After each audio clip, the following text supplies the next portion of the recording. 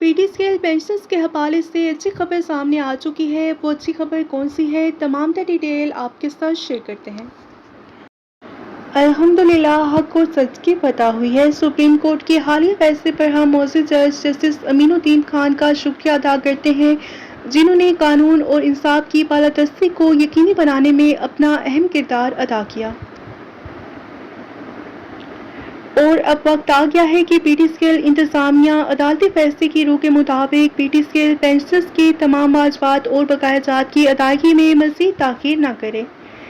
ہزاروں ریٹائرڈ ملازمین، بیوقان اور ان کے اہل خانہ طویل عرصے سے اپنے جائز حقوق کے منتظر ہیں۔